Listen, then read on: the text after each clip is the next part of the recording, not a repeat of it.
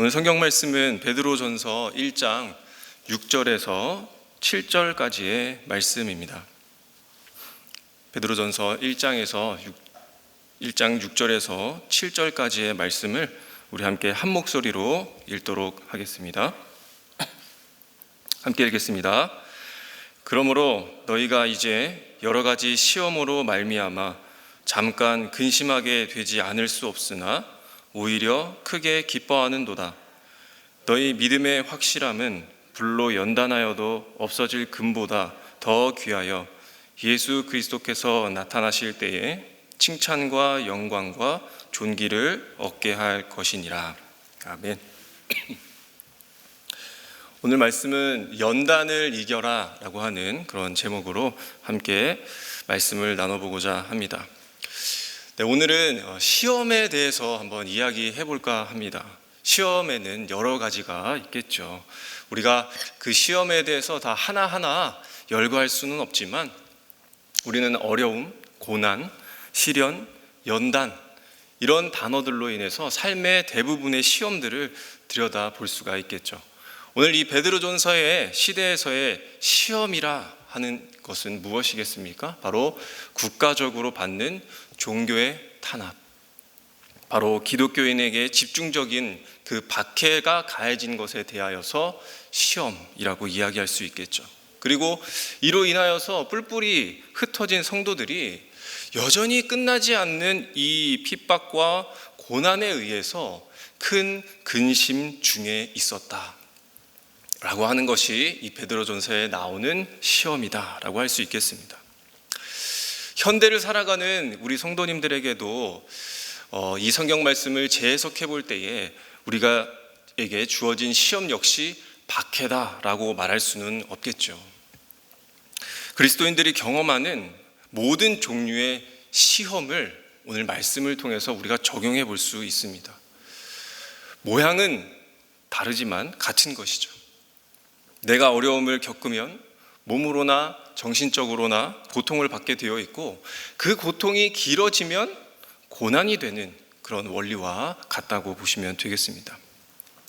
고난이라고 하는 것은 무엇입니까? 여러 가지로 우리를 혼란스럽게 하지만 이것이 나를 이끌어간다라고 여길 때에는 우리는 시련이라고 이야기합니다.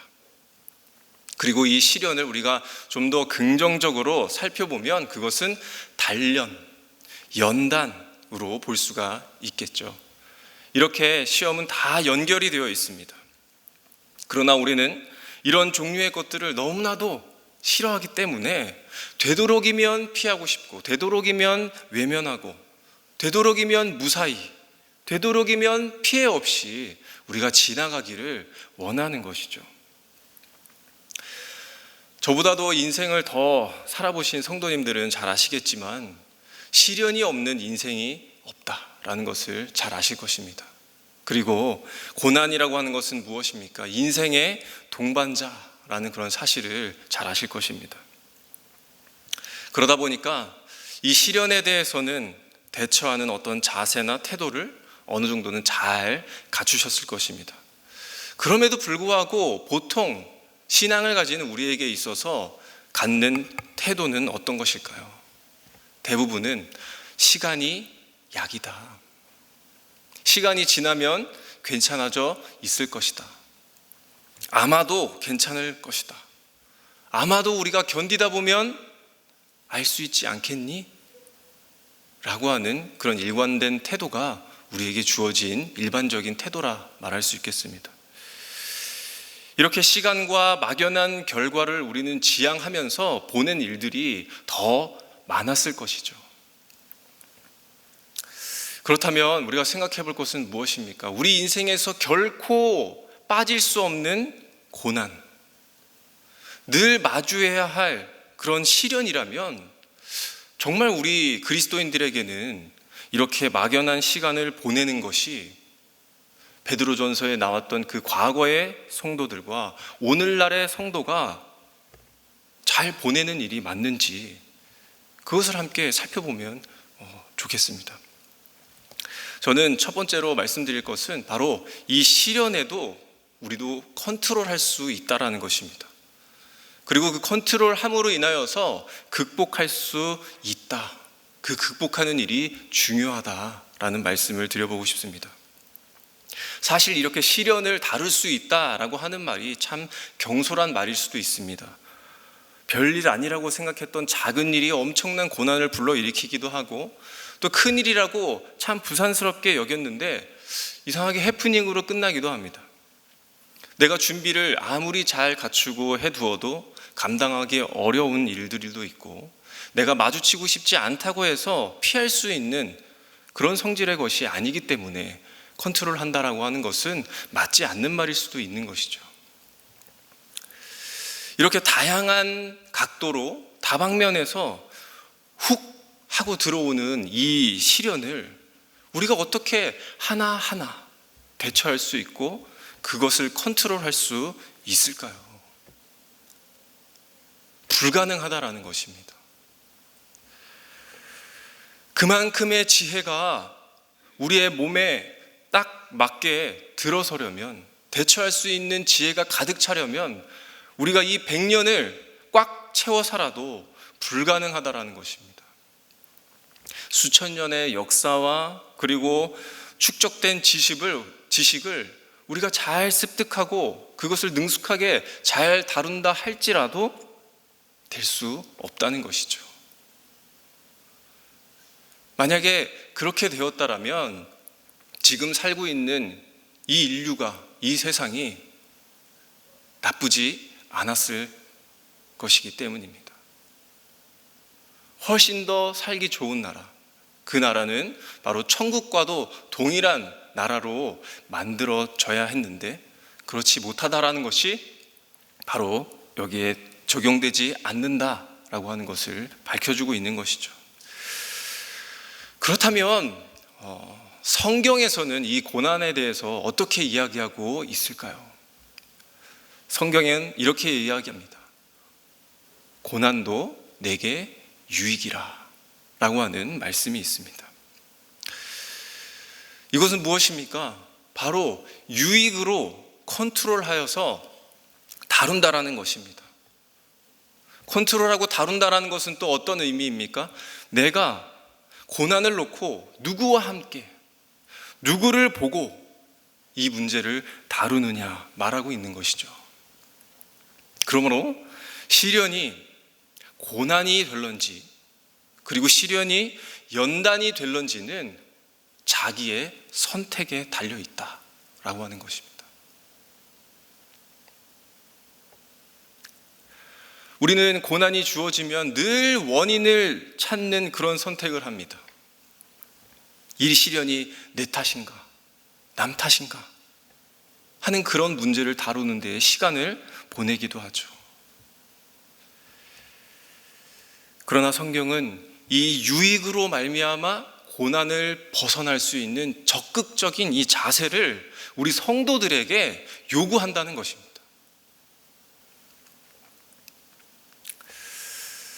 혹시 그 스파르타라고 하는 민족을 여러 번 들어보셔서 아실 테지만 참 이 민족의 이름을 듣고 나면 참 강하다라고 하는 이미지를 갖게 됩니다.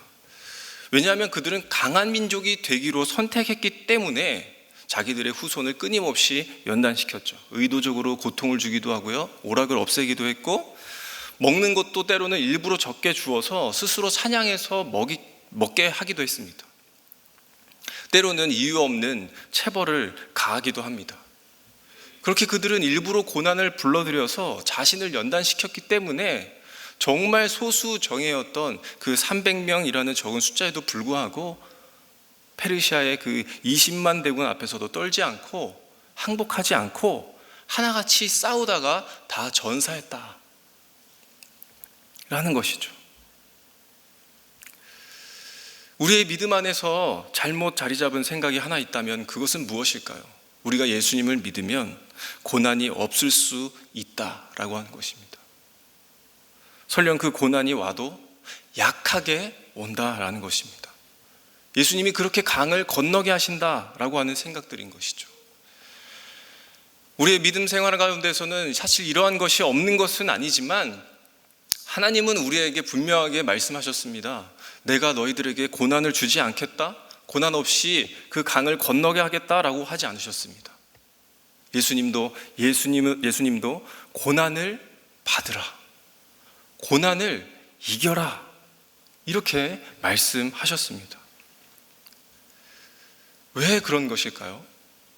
하나님은 우리에게 가진 것을 빼앗기 위해, 우리의 믿음을 도려내기 위해서가 아니라 성도의 믿음이 더욱 강하여지기를 원하는 마음에 주시는 시련이라는 것입니다. 그것이 우리에게 유익하다라고 한 것입니다. 유익하다고 하셨기에 우리가 고난을 받아들이는 그 선택도 고난이 아닌 연단으로 다루어 이 문제를 극복해야 한다라고 하는 것이죠. 두 번째로 말씀드리고 싶은 것은 근심은 짧다라고 하는 것입니다. 그리고 기뻐할 일이 더 크다라고 하는 것이죠. 오늘 말씀 6절 말씀에 보시면 이렇게 기록되어 있습니다. 그러므로 너희가 이제 여러 가지 시험으로 말미암아 잠깐 근심하게 되지 않을 수 없으나 오히려 크게 기뻐하는도다. 이 고난만 있어도 사실 머리가 아프고 참 복잡한데 성경은 뭐라고 이야기하고 있습니까? 근심이 있다. 고난도 있고 근심도 있다라고 이야기합니다. 예수님을 믿은 우리 성도가 늘 기쁨일 수 없다는 것이죠. 성도들도 병에 걸릴 수 있고요, 건강이 위협을 받을 수 있고, 집이 망할 수도 있고, 사업이 휘청거리는 그 시련이 있고, 이로 말미암아 근심이 주어지는 어려운 일들을 당한다, 이렇게 이야기하고 있습니다. 고난은 이해가 갑니다. 그런데 그 고난을 당하는데, 근심을 하는데 기뻐할 수 있는 사람이 도대체 얼마나 될까요?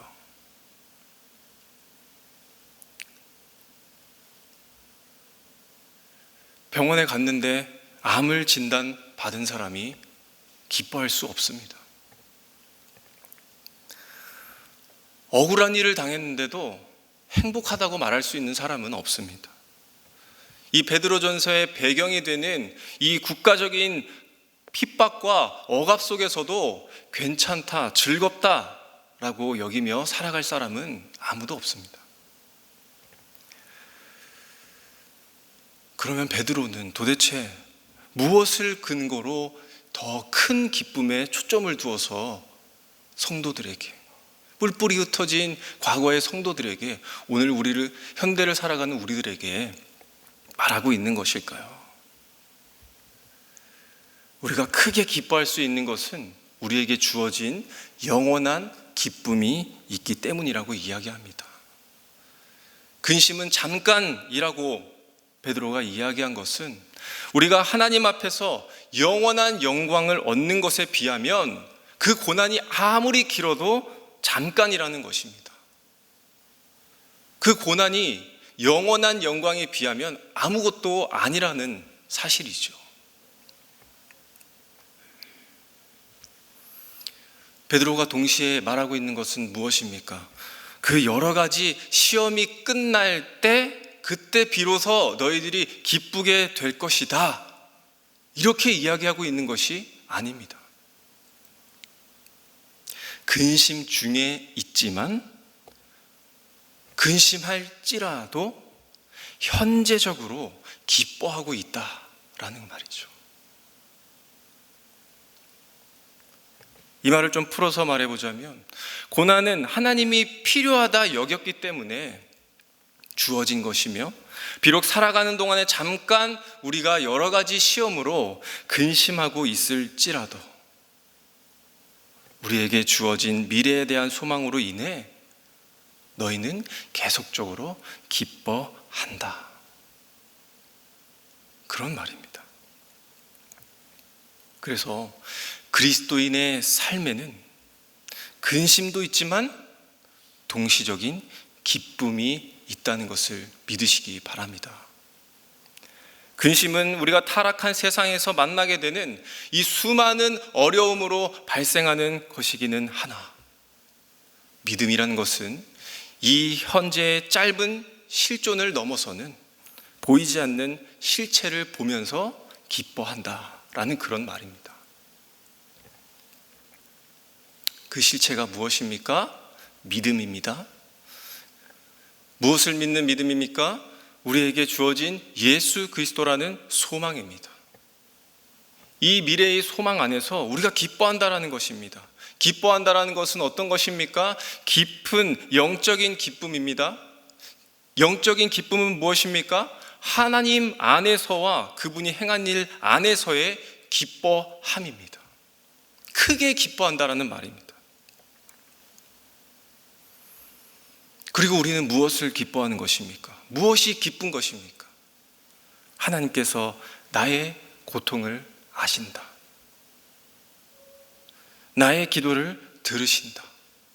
나를 인도하실 것을 아시기 때문에 우리가 기뻐할 수 있는 것이죠. 그래서 우리가 이겨나가고 지켜나가고 해결하고자 하는 것들이 모두 다 하나님 안에서 이루어지고 회복될 것임을 알기 때문에 기뻐하되 크게 기뻐하는 것입니다. 그래서 로마서 8장 17절의 말씀에 이렇게 나와 있습니다. 우리 함께 읽도록 하겠습니다. 로마서 8장 17절의 말씀 함께 읽겠습니다. 시작. 자녀이면 또한 상속자 곧 하나님의 상속자요 그리스도와 함께한 상속자니 우리가 그와 함께 영광을 받기 위하여 고난도 함께 받아야 할 것입니다. 네. 우리는 그리스도로 말미암아 시련을 당하기도 하는데 예수 그리스도 안에 있기 때문에 영광을 받을 것이라는 말입니다. 왜냐하면 우리가 상속자이기 때문에 영광의 상속을 받는 데에 주어지는 시련이기 때문에 하나님은 우리에게 필요하다면 고난을 주시는 방식, 이것이 바로 하나님의 방식입니다. 이 방식을 아는 사람은 삶의 태도가 달라지는 것이죠. 왜냐하면 내가 고난 가운데 있지만 내가 내일 받을 상을 알기 때문입니다. 그 사람은 여전히 고난 속에 있지만 내일은 기쁜 날입니다. 내일이 기쁜 사람은 오늘이 슬프지 않는 것이죠. 내일 상을 받을 확실한 보장이 있기 때문에 그 축복을 보고 있기 때문입니다.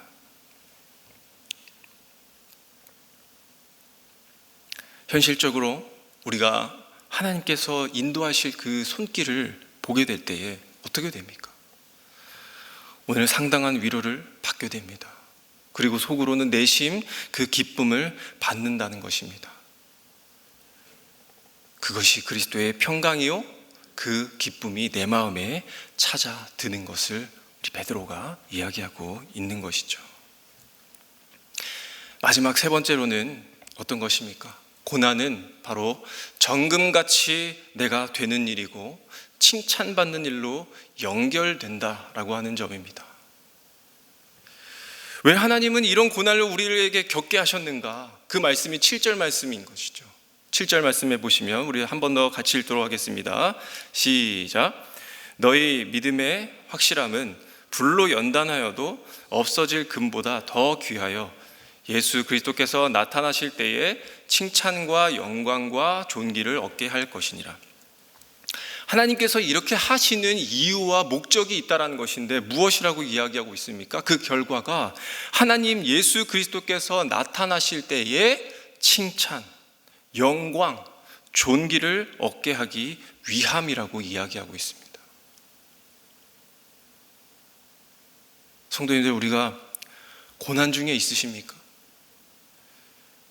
그것이 시련이 되었습니까? 그렇다면 우리는 더 이상 왜라고 하는 질문을 더 이상 할 필요가 없습니다. 예수님께 우리가 칭찬받고 영광과 존귀를 얻게 하시려는 이 답이 우리에게 마음속에 있어야 합니다. 그리고 그 믿음으로 살아가시는 우리 성도님들이 되시기를 바랍니다. 순금처럼 된다라고 하는 것은, 우리의 믿음이 그렇게 된다라는 것은 예수님을 믿자마자 그냥 공짜로 되는 것이 아니고 우리에게 그저 주어지는 것이 아니라는 말입니다. 믿음이라는 것은 우리가 마음으로 믿는 것이지만 믿음의 증명은 무엇입니까? 우리가 삶으로 증명하는 것이기 때문입니다. 이 말이 무슨 말일까요? 내가 마음으로 잘했다고 해서 하나님께, 예수님께 칭찬받을 수 없다는 이야기입니다. 내가 말로만 하나님을 사랑한다 해놓고 형제를 미워하는 자는 아무 소용이 없다라는 것이죠. 우리가 이 시련을 통해 그런 과정을 거친다라는 것입니다. 온갖 시련과 유혹과 여러 시험을 통해 칭찬받는 믿음이, 그리고 영광과 존귀를 받기 위한 정금 같은 믿음이 생긴다라고 하는 것입니다.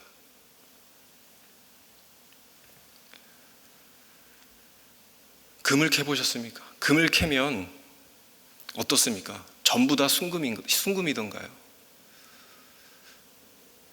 그 캔 것 중에 99%는 돌이고 금은 1%도 안 들어있는 경우가 많습니다.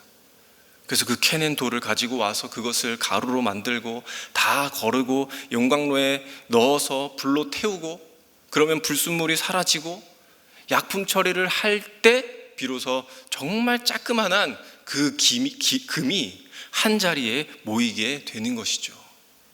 그래서 그 작은 금이 금덩어리로 되는 것입니다.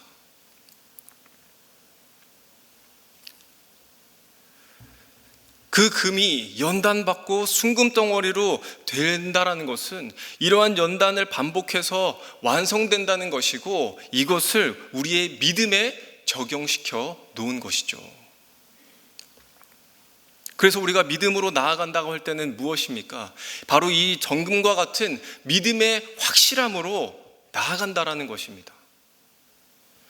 여러 가지 시련과 연단으로 그 금길이 모여서 순금이 되는 확실해진 믿음, 그때 비로소 하나님께 칭찬과 존귀를 받을 만한, 하나님께 납득이 갈 만한 자리로 나아가게 된다는 것입니다.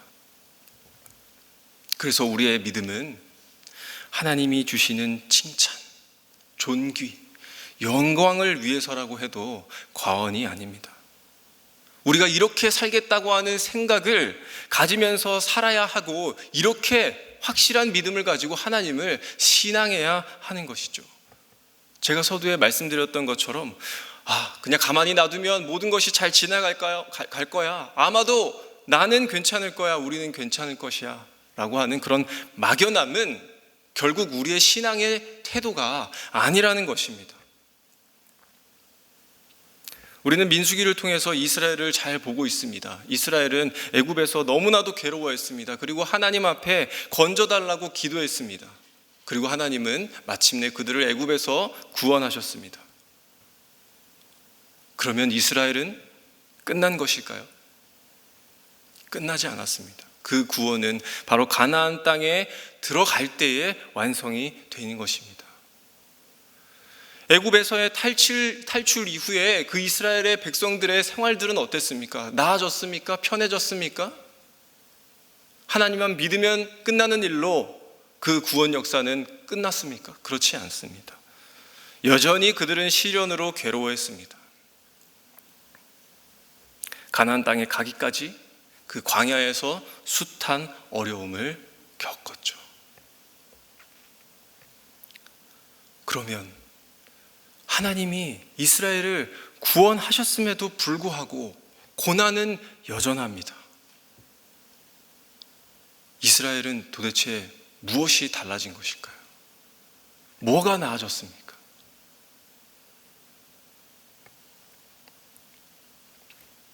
그것은 바로 하나님입니다. 하나님이 가라고 하셨고, 하나님이 가나안에 넣는다고 하셨고, 하나님이 함께 하신다고 하셨다라고 하는 것이 이스라엘의 달라진 점이죠.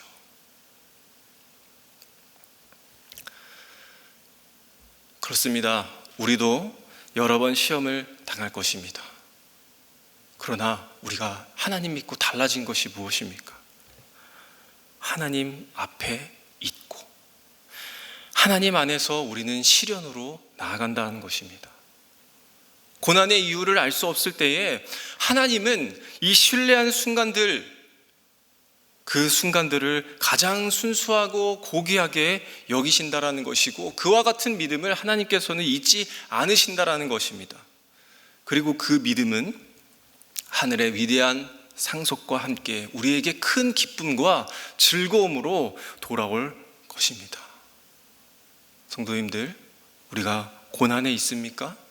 아니면 고난이 있지만 우리는 여전히 하나님 중에 있으십니까? 그리스도 안에서 기뻐하시는 우리 성도님들이 되시기를 바랍니다. 우리가 예수님 안에서 하나님의 향기를 내뿜을 수 있기를, 또한 나에게 주어진 이 시련을 연단으로 선택하며 정금같이 하나님을 확실히 신뢰하시는 우리 성도님들 되시기를 간절히 소망합니다. 우리 함께 말씀을 기억하면서 기도하기를 원합니다. 하나님, 우리가 고난이 임할 때 나의 필요를 통해 주시는 그 하나님의 시련과 그리고 연단의 과정으로 우리가 이 길을 통과하기를 원합니다 라고 함께 기도하면 좋겠습니다. 비록 내가 고난 중에 있지만 내가 하나님 중에 있다라는 그 확실한 믿음이 서게 하여 주시고, 비록 내가 고난 중에 있지만 그것이 결코 기뻐할 수 없는 일이지만 예수 그리스도의 소망이 있기에 우리가 그 근심이 작습니다. 근심이 없습니다. 우리가 이렇게 고백하기를 원한다고 기도하기를 원합니다. 그래서 지금 나에게 머물러 있는 이 고난을 하나님께서 중단시켜 달라고 하는 그런 기도가 아니라 다시 오실 주님 앞에 칭찬받는 믿음으로 연단시켜 주시기를, 나에게 주어진 어떠한 시련과 또 여러 가지 유혹 속에서도 내가 정금과 같이 되어서 결국에는 하나님의 영광과 존귀함을 받는 자가 될 수 있도록 인도하여 달라고 우리 함께 합심하여 기도하겠습니다.